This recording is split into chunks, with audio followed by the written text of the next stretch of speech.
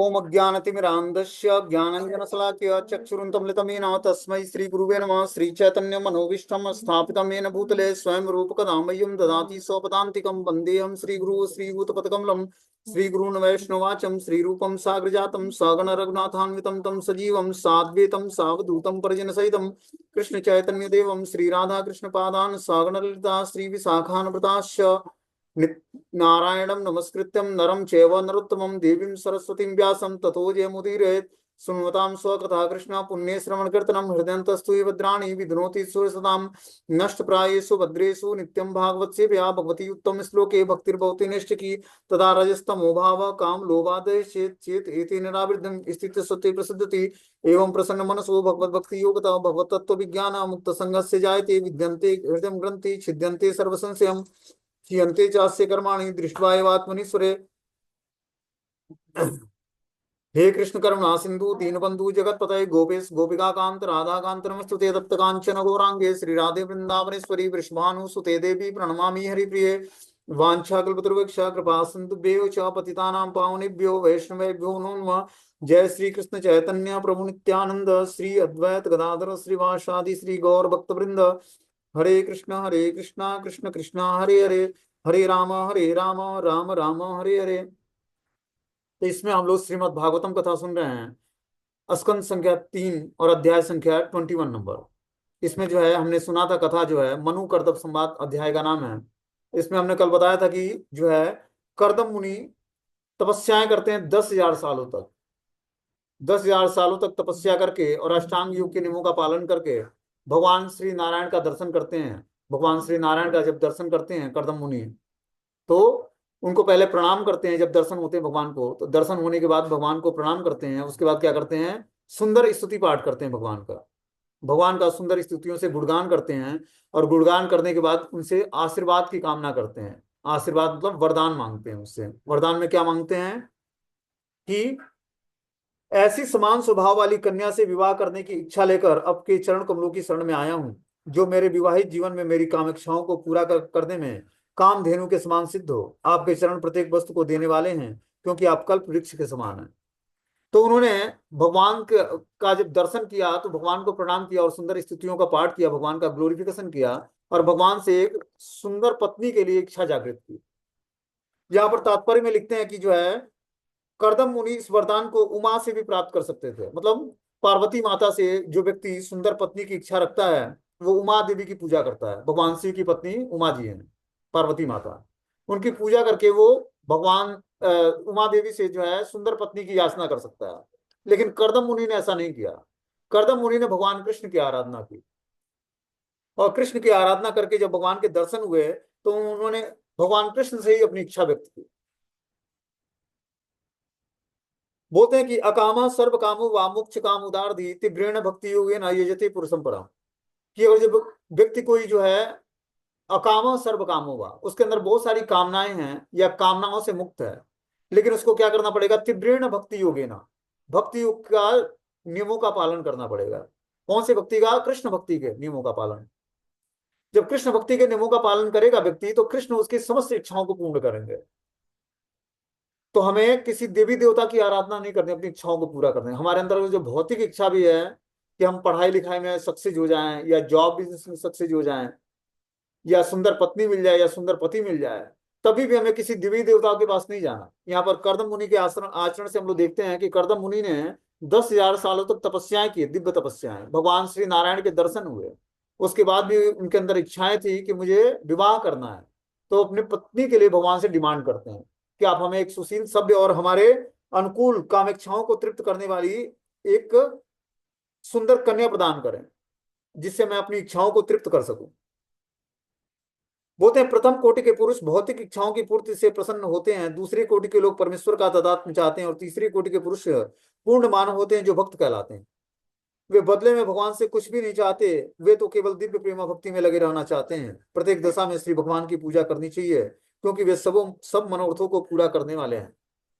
तो हमें किसी भी परिस्थिति में हम भगवान कृष्ण की पूजा करें, वही हमारे समस्त मनोरथों को पूर्ण करेंगे। आगे बताया कि हे भगवान, आप समस्त जीवात्माओं के स्वामी और नायक हैं। आपके आदेश से ही सभी बद्ध जीव मानो डोरी से बंधकर अपनी अपनी इच्छाओं की तुष्टि में निरंतर लगे रहते हैं, उन्हीं का अनुसरण करके भी हे धर्ममूर्ते शाश्वत काल रूप आपको मैं भी आपकी आहुति अर्पण कर रहा हूं। कर्दम मुनि बोलते हैं कि आप समस्त जीवात्माओं के स्वामी और नायक हैं। भगवान इस समस्त जीवात्माओं के स्वामी भी हैं और नायक भी हैं। उनके आदेश से ही सभी बद्ध जीवात्मा डोरी से बंधकर अपनी अपनी इच्छाओं की तुष्ट के लिए निरंतर लगे रहते हैं। सभी जीवात्मा एक जैसे डोरी में बहुत सारे जो है मोतियां पिरोई होती हैं, उसी तरह सभी जीवात्मा जो है जिस तरह डोरियों में मोती पिरोया होता है, उसी तरह इच्छाओं इच्छाओं को एक डोरी में जिस तरह मोती पिरोया होता है, उसी तरह मनुष्य के अंदर बहुत सारी इच्छाएं हैं। तो हमें भक्ति करके भगवान की अपनी इच्छाओं को शुद्ध करना है। जब तक हमारी इच्छाएं शुद्ध नहीं होंगी तब तक हम भगवान का प्रेम प्राप्त नहीं कर पाएंगे। राधा कृष्ण के चरण कमलों को प्राप्त करने के लिए हमें आध्यात्मिक इच्छा व्यक्त करनी पड़ेगी भगवान के सामने, तभी हमें राधा कृष्ण का प्रेम प्राप्त होगा। हर व्यक्ति इसी तलाश में है। जो भगवान की भक्ति कर रहा है वो चाहता है कि हमें राधा कृष्ण का प्रेम मिल जाए, राधा कृष्ण के चरण कमलों की प्राप्ति हो जाए। लेकिन राधा कृष्ण के चरण कमलों की प्राप्ति करने के लिए इच्छा व्यक्त करनी पड़ेगी, इच्छा प्रगाढ़ करनी पड़ेगी, दृढ़ करनी पड़ेगी, तभी हम भगवान श्री राधा कृष्ण के चरण कमलों को प्राप्त कर पाएंगे। अभी हमें भौतिक इच्छाएं हैं हमारे अंदर, धन कमाना है, पढ़ाई लिखाई करनी है, जॉब बिजनेस करना है, ये सब अभी इच्छाएं हैं। लेकिन जब इच्छाएं दृढ़ होंगी तो मात्र एक इच्छा होगी, हमें राधा कृष्ण को ही प्रसन्न करना है।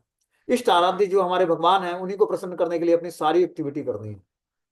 जब हम इस इच्छाओं का पोषण करते हैं और हर एक एक्टिविटी भगवान की प्रसन्नता के लिए करते हैं, तब हमें दिव्य अवस्था प्राप्त होती है। और दिव्य अवस्था प्राप्त करके ही हम भगवान श्री राधा कृष्ण को की दिव्य सेवा में अपने को एंगेज कर सकते हैं। यहाँ प्रश्न उठता है कि जब कर्दम मुनि आध्यात्मिक जीवन में इतना आगे बढ़े चढ़े थे, तो फिर उन्होंने मुक्ति की याचना क्यों नहीं की? परमेश्वर के को समक्ष देखकर अनुभव करके वे भौतिक जीवन का सुख भोगना क्यों चाह रहे थे? अब यहाँ पर स्वाभाविक रूप से एक क्वेश्चन उठता है कि अब जो इतना बढ़ा चढ़ा भक्त है भगवान की सेवा में, वो क्यों भौतिक इच्छा के लिए भगवान से याचना कर रहा है? वो मुक्ति की भी याचना कर सकते थे, लेकिन परमेश्वर के समक्ष देखकर अनुभव करके वे भौतिक जीवन का सुख भोगना क्यों चाह रहे हैं कि हमें एक सुंदर पत्नी मिल जाए? इसका उत्तर यह है कि प्रत्येक प्राणी भौतिक बंधन से मुक्त में कुशल नहीं है। अतः यह प्रत्येक मनुष्य का कर्तव्य है कि वो अपने वर्तमान स्थिति के अनुसार भोग करे, किंतु वेद या भगवान के निर्देशानुसार करे। वेद भगवान के प्रत्यक्ष वचन है। भगवान हमें अवसर देते हैं कि हम अपनी इच्छा अनुसार भौतिक जीवन को भोगें, किंतु उसके साथ ही साथ वे वेदों से बधे हुए चलने का निर्देश भी देते हैं, जिससे धीरे धीरे भौतिक बंधन से हम मुक्ति तक ऊपर उठ सकें। तो देखो, जब हम हमारे अंदर अभी भौतिक इच्छाएं भी हैं और भगवान की भक्ति भी हम करते हैं, तो जब हम भौतिक इच्छाओं के साथ भगवान की भक्ति करते हैं तो हमें वेदों के रेगुलेशन के हिसाब से अपने जीवन को ऑपरेट करना, वैदिक नियम में बंद कर अपने जीवन को जब हम ऑपरेट करेंगे तब जाकर धीरे धीरे भौतिक इच्छाओं से मुक्त हो पाएंगे। ठीक है ना? भगवान की तुरंत शुद्ध भक्ति प्राप्त नहीं होती है। धीरे धीरे देखो, ग्रेजुअली एक प्रोसेस बताया गया है। जैसे पहले व्यक्ति वेदों का अध्ययन करता है, वेदों का अध्ययन करके जो है भगवान कृष्ण तक पहुंचता है, फिर वो भगवत गीता का ज्ञान सीखता समझता जानता है। जब भगवत गीता का ज्ञान सीखता समझता और जानता है, तब जाकर वो धीरे धीरे कृष्ण को तत्व से जान पाता है। फिर आगे भगवान कृष्ण की भक्ति शुरू होती है श्रीमद् भागवतम से, जब हम श्री कृष्ण के शुद्ध भक्तों का चरित्र सुनते हैं। फिर जब हम श्रीमद् भागवतम में जब हम शुद्ध भक्तों का चरित्र सुनते हैं और 9वें कैंटो तक भगवान श्री नारायण की भक्ति के बारे में सुनते हैं, तब जाकर और अलग अलग भगवान के अवतारों के बारे में सुनते हैं। 9वें कैंटो तक श्रीमद् भागवतम में कृष्ण का कहीं गुणगान नहीं है। 10वें कैंटो से भगवान कृष्ण की भक्ति शुरू होती है और भक्ति के संबंध में ज्ञान शुरू होता है, भगवान की बाल लीलाएं शुरू होती है। उससे पहले नारायण और नारायण के शुद्ध भक्तों का चरित्र है, भगवान के अलग अलग अवतारों का वर्णन है और भगवान के अलग अलग शुद्ध भक्तों का चरित्र का वर्णन है। तो जब हम श्रीमद् भागवतम से भगवान के शुद्ध भक्तों का चरित्र और भगवान के अलग अलग अवतारों का वर्णन सुनते हैं, तब हम कृष्ण के तत्व को जानने के योग्य हो पाते हैं। ये देखो, भक्ति का प्रोसेस ग्रेजुअली है। हम डायरेक्टली राधा कृष्ण को अप्रोच नहीं कर सकते और ब्रज भक्ति को एडॉप्ट नहीं कर सकते। जब हम ग्रेजुअली भगवान को धीरे धीरे जानने का प्रयास करते हैं, इसीलिए एक सिस्टमेटिक वे बताया गया। जैसे मान लो कि आप अभी पहली दूसरी क्लास छोड़कर अचानक 5वीं क्लास में एडमिशन नहीं ले सकते हो, या 8वीं क्लास में एडमिशन नहीं ले सकते हो। आपको ग्रेजुअली पहले क्लास से ही पढ़ाई शुरू करनी पड़ेगी। उसी तरह आध्यात्मिक जीवन भी, जब हम ग्रेजुअली भगवत गीता भागवतम के माध्यम से धीरे धीरे जब ग्रेजुअली ग्रोथ करते हैं, तब कृष्ण तत्व को जानने के योग्य हो पाते हैं। और जब कृष्ण तत्व को अच्छे तरीके से जान लेते हैं तब जाकर हम राधा तत्व को जानने के योग्य हो पाते हैं। तब जब हम जान पाते हैं कि राधा और कृष्ण है कौन, राधा और कृष्ण एब्सोल्यूट प्लेटफॉर्म पर किस तरह कार्य करते हैं, किस तरह वो दिव्यता के स्तर पर हैं और किस तरह वो इष्ट आराध्य भगवान है हमारे। तो हमें आध्यात्मिक इसीलिए शास्त्रों को पढ़ना, सुनना और जानना आवश्यक है। जब हम अचानक ही डायरेक्टली राधा कृष्ण को अप्रोच करेंगे और उनकी भक्ति करेंगे तो हो सकता है कि हम भक्ति से विफल हो जाएं। लेकिन जब हम ग्रेजुअली धीरे धीरे भगवत गीता और भागवतम के माध्यम से ज्ञान अर्जन करके और अपनी चेतना को धीरे धीरे भगवान के श्री चरणों पर स्थिर करेंगे। देखो, संसार में जब माता के गर्भ में जीवात्मा होता है तो उल्टा लटका होता है माता के गर्भ में 9 महीने, मलमूत्र की थैली में उल्टा लटका होता है। और किस तरह वो गर्भ से बाहर निकलता है सबको पता है कि कितना कष्ट होता है उसको उस माता के गर्भ से बाहर आने में। और उस माता के गर्भ में जीवात्मा भगवान से प्रेयर कर रहा होता, भगवान प्रभु हमें आप बाहर निकालें, मैं आपका भजन करूंगा। लेकिन भौतिक संसार में आते ही कहाँ कहाँ करके रोने लगता है कि मैं कहाँ आ गया। फिर उसका परिचय कराया जाता है, ये माता पिता भाई बहन दोस्त मित्र समाज, और इस तरह से वो भगवान से विमुख हो जाता है। तो ये सारे रिलेशनशिप हमारे भी हैं, हम सबके हैं। अब इस रिलेशनशिप से मुक्ति कैसे प्राप्त करेंगे? जब हम अपनी सारी आसक्तियों को हर जगह से हटाकर और राधा कृष्ण के चरण कमलों में अपनी आसक्तियों को स्थिर करेंगे, भगवान के श्री चरणों में स्थिर करेंगे, तब आसक्तियां हमारी पवित्र होंगी। आसक्तियों को हम छोड़ नहीं सकते हैं। जो भौतिक संसार में माता पिता से, भाई बहन से, दोस्त मित्रों से, समाज से, राष्ट्र से, देश से जो आसक्ति है उसको छोड़ नहीं सकते हैं। उसको हमें एक वास्तविक दिशा देनी पड़ेगी। वास्तविक दिशा क्या है? भगवान से जोड़ना पड़ेगा। तब हमारी धीरे धीरे भौतिक संसार से आसक्तियां खत्म होंगी और तब जाकर हम राधा कृष्ण के युगल चरणों को जान पाएंगे, राधा कृष्ण की नित्य लीलाओं को सीखने समझने के योग्य हो पाएंगे। कोई ऑर्डिनरी व्यक्ति राधा कृष्ण की उपासना नहीं कर सकता है, या राधा रानी की उपासना सेल्फ डिपेंडेंट होकर नहीं कर सकता। बिना कृष्ण के, बिना कृष्ण के राधा रानी का कोई अस्तित्व ही नहीं है। ऐसा जो बोलता है कि राधा रानी की उपासना करके भगवान श्री कृष्ण को प्रसन्न, ये मूर्खता भरा सवाल है, उसका मूर्खता भरा जवाब है। राधा रानी भगवान से स्वतंत्र नहीं है। भगवान के बिना राधा रानी का अस्तित्व नहीं है और राधा रानी के बिना भगवान कृष्ण का अस्तित्व नहीं है। ये बस दो शरीर है लेकिन एक ही आत्मा है, एक ही प्राण है।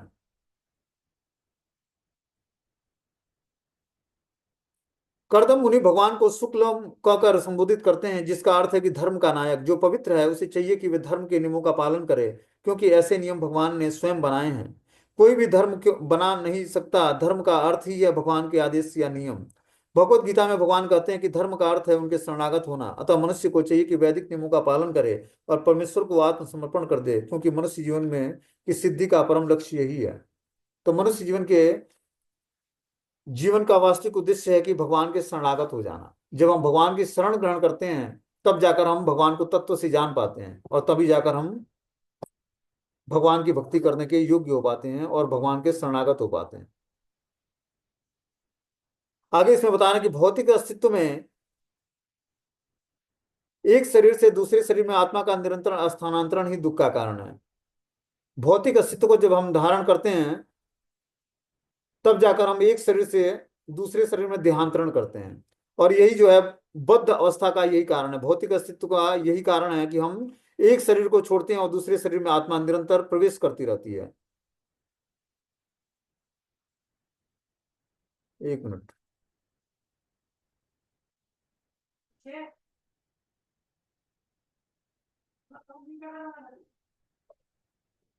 कोई व्यक्ति अच्छा कार्य करके अत्यंत सुंदर भौतिक परिस्थितियों में जन्म ग्रहण कर सकता है, किंतु जिस प्रक्रम के अनुसार जन्म तथा मृत्यु होती है वह भीषण अग्नि के समान है।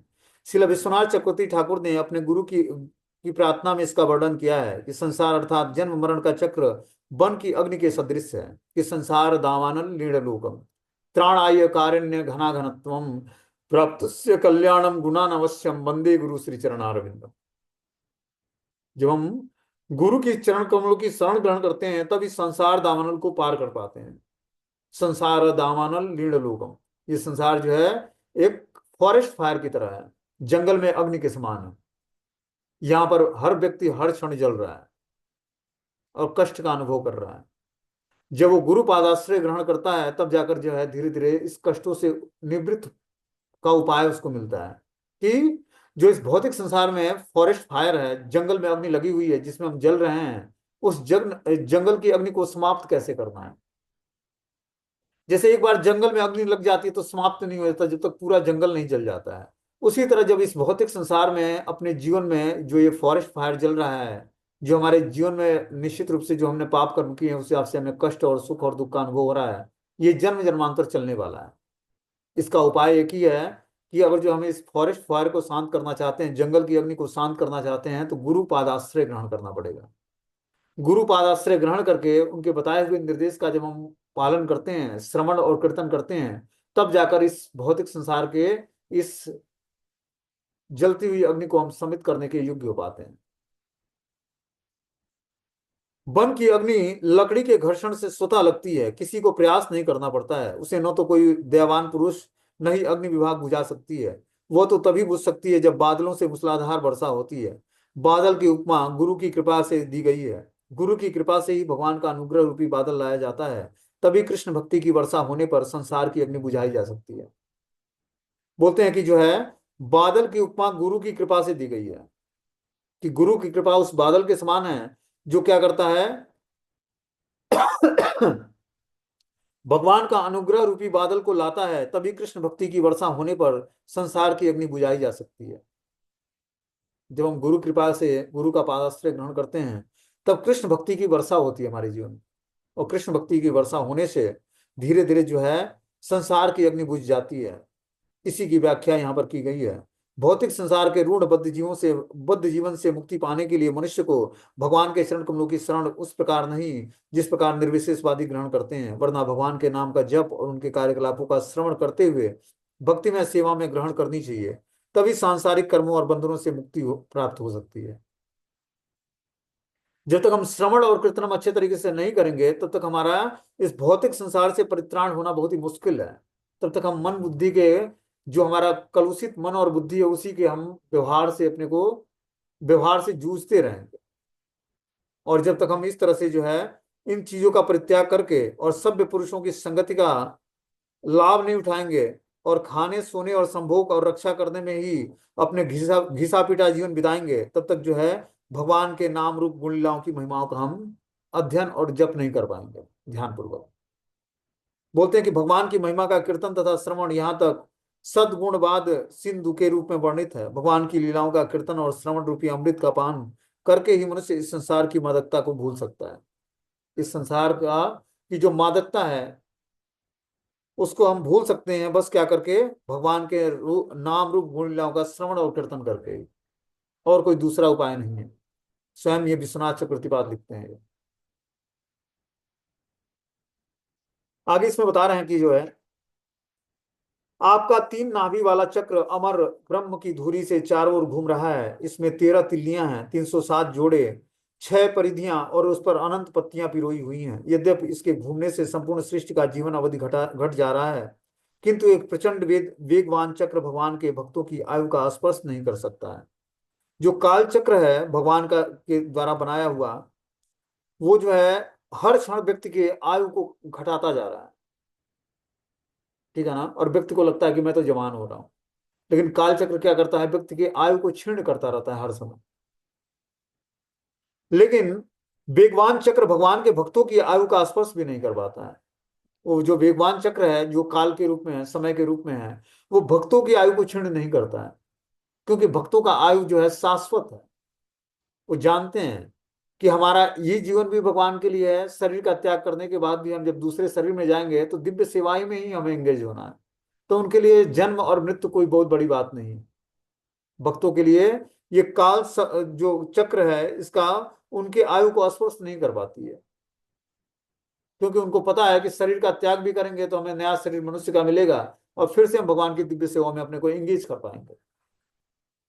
तो मृत्यु से भय खत्म हो जाता है भक्तों का जब हम अभय चरणारविंद भगवान कृष्ण की शरण ग्रहण करते हैं, तब जाकर इस भौतिक संसार में अभय पद को प्राप्त होते हैं।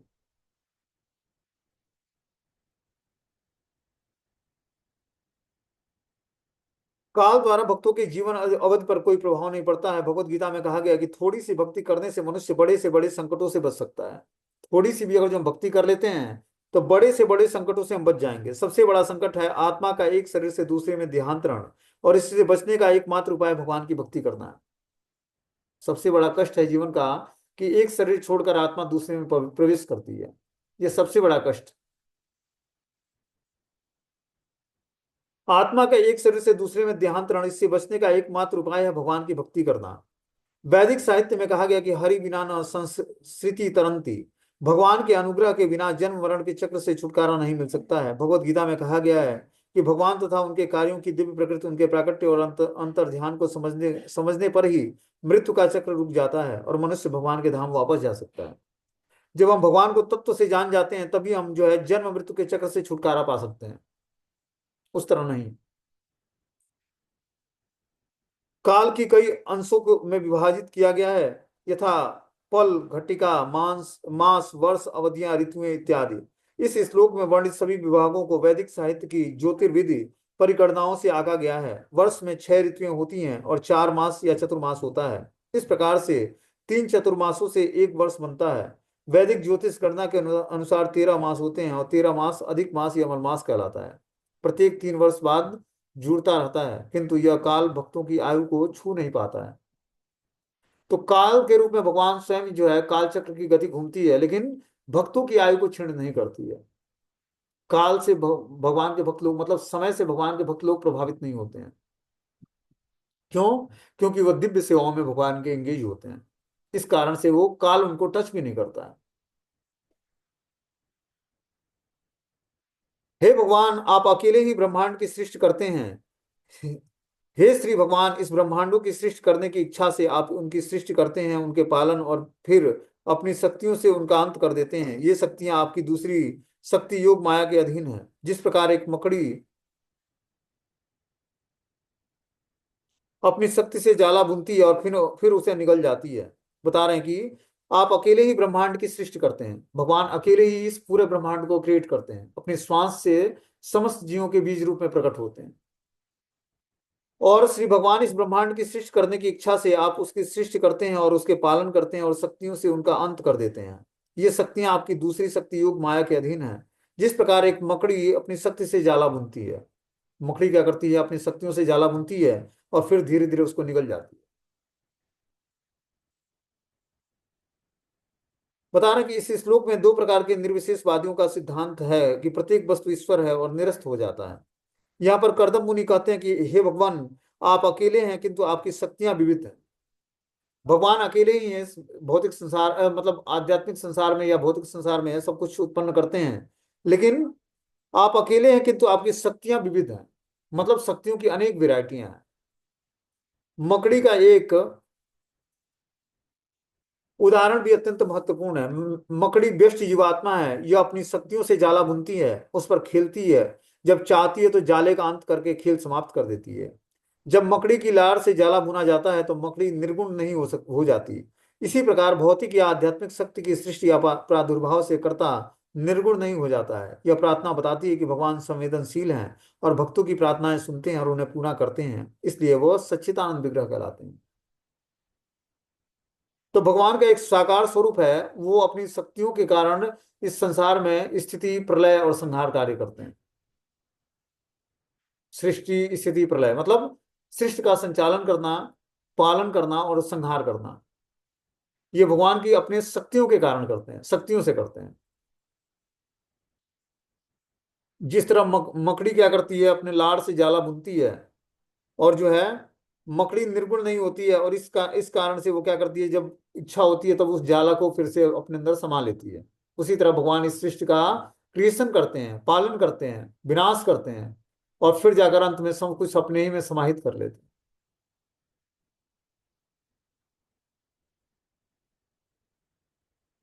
बता रहे कि हे भगवान, इच्छा के न होते हुए भी आप स्थूल तथा सूक्ष्म तत्वों की सृष्टि को हमारी इंद्रिय तुष्टि के लिए प्रकट करते हैं। आपकी आहेतकी की कृपा हमें प्राप्त हो, क्योंकि आप अपने नित्य रूप में तुलसी दल की माला से विभूषित होकर हमारे समक्ष प्रकट हुए हैं। क्या बोलते हैं यहाँ पर कि हे भगवान, इच्छा के होते हुए भी आप स्थूल तथा सूक्ष्म तत्वों की सृष्टि से हमारी इंद्रिय तुष्टि के लिए प्रकट करते हैं। आपकी आहतकी की कृपा हमें प्राप्त हो, क्योंकि आप अपने नित्य रूप से तुलसी दल की माता माला से विभूषित होकर हमारे समक्ष प्रकट हुए हैं। तो कर्दम मुनि के सामने जो है भगवान तुलसी माला धारण किए हुए नारायण स्वरूप में प्रकट हुए थे। इसीलिए बोल रहे हैं कि इंद्रिय तुष्ट के लिए आप प्रकट हुए हैं। इच्छा के न होते हुए भी आप स्थूल तथा सूक्ष्म तत्वों की इस सृष्टि को हमारी इंद्रिय तुष्ट के लिए प्रकट किए हैं। कि कर्दम मुनि की इंद्रियों को तुष्ट करने के लिए भगवान प्रकट हुए थे नारायण स्वरूप। और आपकी आहतकी की कृपा हमें प्राप्त हुई हो, क्योंकि आप अपने नित्य रूप में तुलसी दल की माला से विभूषित होकर हमारे समक्ष प्रकट हुए हैं। तो कर्दम मुनि की तपस्या और अष्टांग योग के नियमों का दृढ़ता से पालन करके समाधि में भगवान का दर्शन किया उन्होंने।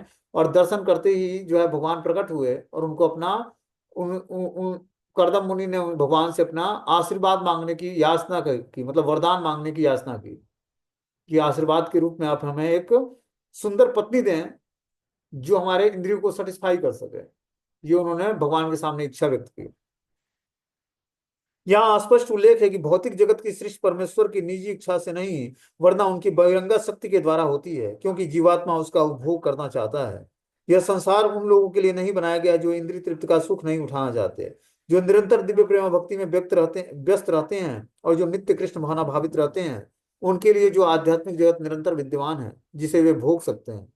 श्रीमद् भागवतम में अन्यत्र कहा गया कि जिन लोगों ने पूर्ण पुरुषोत्तम भगवान के चरण कमलों की शरण ग्रहण कर ली है उसके लिए यह संसार व्यर्थ है।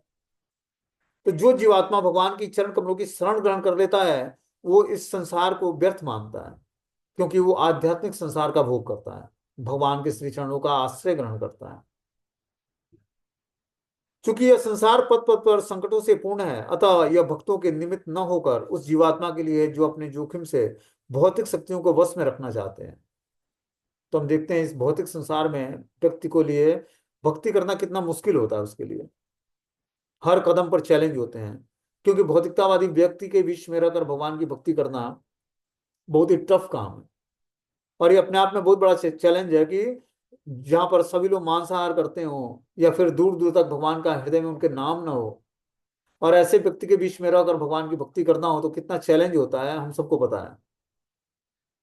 वही यहाँ पर बता रहे हैं कि चूंकि यह संसार पद पद पर संकट से पूर्ण है, अतः यह भक्तों के निमित्त न होकर उन जीवात्माओं के लिए जो अपने जोखिम से भौतिक शक्ति को वश में रखना चाहते हैं, जो भौतिक शक्ति पर प्रभुत्व जताना चाहते हैं। वैसे ही व्यक्ति जो है इस भौतिक शक्ति को वश में रखकर और इस भौतिक संसार में रह सकते हैं। श्री कृष्ण इतने दयालु हैं कि इंद्रिय सुख चाहने वालों के लिए भी उन्होंने पृथक जगत की सृष्टि की है जिसे वे अपनी इच्छा अनुसार भोग सकें। फिर भी वे अपने सगुण रूप में प्रकट होते हैं। भगवान अनिच्छा पूर्वक इस भौतिक संसार की सृष्टि करते हैं, किंतु वे या तो स्वयं साकार होकर अवतरित होते हैं या अपने किसी विश्वास पात्र पुत्र या सेवक या फिर वेद व्यास जैसे विश्वसनीय लेखकों को उपदेश देने के लिए भेजते हैं। वे भगवत गीता के प्रवचनों के रूप में स्वयं उपदेश देते हैं। सृष्टि के साथ साथ यह प्रचार कार्य भी चलता रहता है, जिससे इस संसार में सड़ रही पथभ्रष्ट जीवात्मा भगवान के धाम पहुंचकर उनकी शरण ग्रहण कर ले। तो हम देखते हैं कि जो है भगवान जब इस धराधाम से जाने लगे तो व्यास देव ने ग्रंथों की रचना की कि चलो अभी तो भगवान है, दर्शन दे रहे हैं जो है तो सबका उद्धार हो रहा है, लेकिन भगवान के जाने के बाद क्या होगा। तो उन्होंने उस समय महाभारत और भागवत पुराण की रचना की कि भगवान के नहीं रहने पर जो उनके नाम रूप गुण लीलाओं का चिंतन करेगा तो वही गति प्राप्त होगी जो भगवान के शाश्वत धाम में भगवान के साथ रहने पर प्राप्त होती है।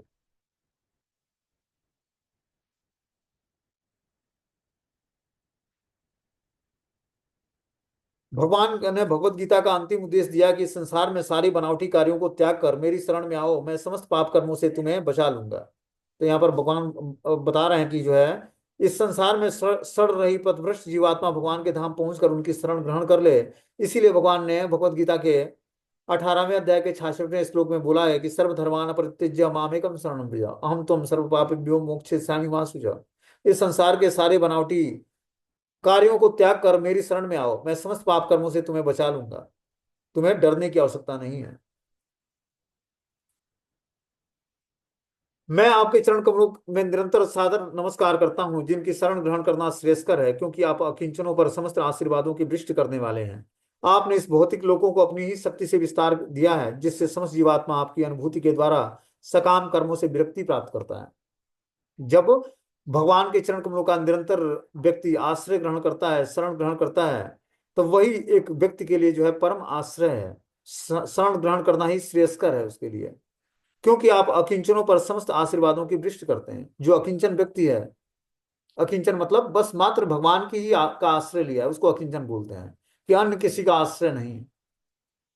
ऐसा व्यक्ति जो है धीरे धीरे आशीर्वाद की, भगवान उस पर आशीर्वाद की वृष्टि करने लगते हैं। आपने इस भौतिक लोकों को अपनी शक्ति से विस्तार दिया है, जिससे समस्त जीवात्मा आपकी अनुभूति के द्वारा सकाम कर्मों से विरक्ति प्राप्त कर सके। तो भगवान इस भौतिक लोक में अपनी शक्तियों का विस्तार इसीलिए करते हैं कि जिससे समस्त जीवात्मा भगवान की अनुभूति के द्वारा सकाम कर्मों से विरक्त हो सके धीरे धीरे। माया उसको इसीलिए प्रताड़ित करती है कि तुम भगवान की तरफ मुड़ जाओ और सकाम कर्मों को छोड़ दो, सकाम इच्छाओं को छोड़ दो और अपनी समस्त इच्छाओं को आध्यात्मिक बना लो।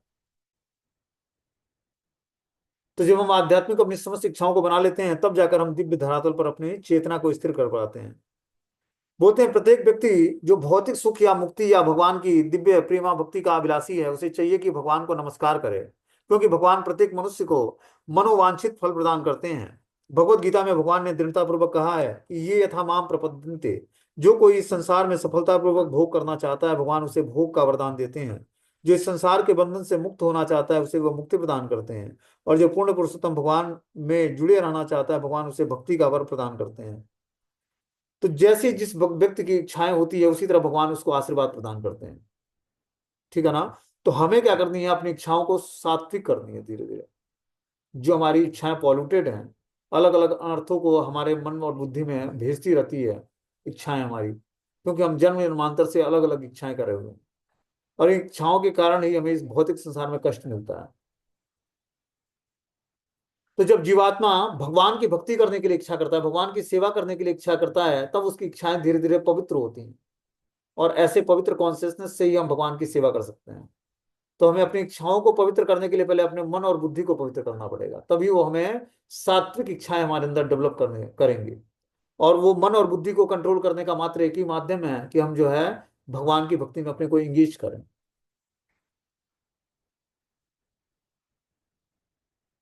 भौतिक ज्ञान तथा भौतिक विज्ञान सभी उपलब्ध हैं। जो इसका भोग करना चाहते हैं, भगवान उन्हें वह भी प्रदान करते हैं। निष्कर्ष यह निकलता है कि किसी भी वरदान के लिए पूर्ण पुरुषोत्तम भगवान की पूजा करनी चाहिए। यहाँ काम वर्षम शब्द अत्यंत सार्थक है, क्योंकि यह सूचित करता है कि जो कोई भी भगवान के पास पहुंचता है, वे उनकी आकांक्षाओं को पूरा करते हैं। किंतु जो श्री कृष्ण से प्रेम करने के साथ ही साथ भौतिक सुख भी चाहता है, वो अत्यंत दुविधा में रहता है। श्री कृष्ण उसके प्रति अत्यंत दयालु होने के कारण दिव्य प्रेमा भक्ति में अनुरक्त होने का से अवसर प्रदान करते हैं, जिससे वह क्रमशः व्यामोह को भूल जाए। तो इस तरह से भगवान जो है हर जीवात्माओं की आकांक्षाओं के हिसाब से उसको सुविधाएं प्रदान करते हैं। श्री कृष्ण से प्रेम करने के साथ साथ भौतिक सुख भी चाहता है, अतः वो अत्यंत दुविधा में रहते हैं। तो जो व्यक्ति जो है भगवान की भक्ति भी करना चाहता है और जो है भौतिक धरातल भौतिक सुख भी चाहता है, वो अत्यंत दुविधा में रहता है। श्री कृष्ण उसके प्रति अत्यंत दयालु होने के कारण जीवात्मा भौतिक शक्ति में अनुरक्त होने के का अवसर प्रदान करते हैं, जिससे वह क्रमशः व्यामोह को भूल जाए। पता ना कि श्री कृष्ण इतने दयालु हैं कि होने के कारण वो दिव्य प्रेम भक्ति में अनुरक्त होने के लिए उसे अवसर प्रदान करते हैं जीवात्मा को। और जब वो अवसर को पहचानता है और उस अवसर को अपने हाथ से जाने नहीं देता है, तब जाकर जो है इस भौतिक संसार के समस्त व्यामोहों से मुक्त हो पाता है। जितने भी मोह हैं इस भौतिक संसार में, सबको क्रॉस करता है वो। अब आगे जो है बता रहे हैं कि जो है मैत्रेय ऋषि ने कहा, इन शब्दों से प्रशंसनीय होने पर गरुड़ के कंधों पर अत्यंत मनोहारी रूप से दैदीप्यमान भगवान विष्णु ने अमृत के समान मधुर शब्दों में उत्तर दिया। उनकी भुएं ऋषि की ओर स्नेहपूर्ण हंसी से देखने के कारण चंचल हो रही थी। वो बोलते हैं वत्सामृते शब्द अत्यंत महत्वपूर्ण है। जब भी भगवान बोलते हैं तो वे दिव्य लोक में से बोलते हैं, भौतिक जगत में नहीं। क्योंकि वे दिव्य हैं, उनका वाणी तथा उनके कार्य सभी कुछ दिव्य हैं। उनके समस्त प्रत्येक वस्तु भी दिव्य है। अमृत शब्द उस व्यक्ति का बोध होता है जिससे मृत्यु नहीं होती है। भगवान के शब्दों तथा उनके कार्य मृत्यु विहीन हैं, अतः वे इस भौतिक जगत के द्वारा निमित्त नहीं होते हैं। इस संसार तथा अध्यात्म जगत की ध्वनियां भिन्न भिन्न हैं। अध्यात्म जगत की ध्वनि अमृत तथा नित्य होती है, जबकि इस संसार की ध्वनि घिसी पिटी तथा नश्वर है। तो हम देखते हैं कि जो है बता रहे हैं कि जो आध्यात्मिक संसार है वो आध्यात्मिक संसार भौतिक संसार एक प्रतिबिंब मात्र है आध्यात्मिक संसार का। इस कारण से जीवात्मा जो है, बता रहे हैं कि भौतिक जगत, भगवान बोलते हैं कि जो दिव्य लोक से बोलते हैं भौतिक जगत से नहीं, चूंकि वे दिव्य हैं, उनकी वाणी तथा उनके कार्यकलाप सभी कुछ दिव्य हैं, उनसे संबंध प्रत्येक वस्तु दिव्य है। अमृत शब्द से उस व्यक्ति का बोध होता है जिसकी मृत्यु नहीं होती है। भगवान के शब्द तथा उनके कार्य मृत्यु विहीन है, अतः वे इस भौतिक जगत के द्वारा निमित्त नहीं होते हैं। इस संसार तथा आध्यात्मिक जगत की ध्वनियां भिन्न भिन्न हैं। आध्यात्मिक जगत की ध्वनि अमृत तथा नित्य होती है, जबकि इस संसार की ध्वनि घिसी पिटी तथा नश्वर होती है। इस पवित्र नाम की ध्वनि जप करने वाले को निरंतर प्रोत्साहन प्रदान करने वाली है। यदि कोई उबाऊ शब्द का उच्चारण करता है तो उसे थकान हो जाता है, किंतु यदि कोई 24 घंटे हरे कृष्ण महामंत्र का जप करता है तो थकान का अनुभव कभी नहीं करेगा, बजाय इसके कि वह उत्साह से अधिकाधिक जप करता है। जब भगवान ने कर्दम मुनि को उत्तर दिया तो उसमें बचसामृतेन शब्द का विशेष उल्लेख हुआ है, क्योंकि वे दिव्य लोक से बोल रहे थे। उनका उत्तर दिव्य शब्दों में था, और जब वे बोल रहे थे तो वे उनके भौहों के प्रेम वश चलायमान था। जब भक्त भगवान की यश का गान करते हैं तो वे अत्यंत प्रसन्न होते हैं और भक्तों को बिना हिचक दिव्य वर प्रदान करते हैं, क्योंकि वे अकारण ही भक्तों पर कृपालु रहते हैं। तो इस तरह से यहाँ पर दिव्य स्थिति भगवान की बताई गई है। ठीक है ना। अब आगे जो है अगली स्टोरी हम लोग कल सुनेंगे कि अब भगवान इसके बारे में क्या बोलते हैं। अभी तक तो कर्दम मुनि बोल रहे थे, और अब आगे जो है श्री भगवान उवाच, भगवान क्या बोलते हैं इसके बारे में उसको हम लोग कल सुनेंगे। हरे कृष्णा।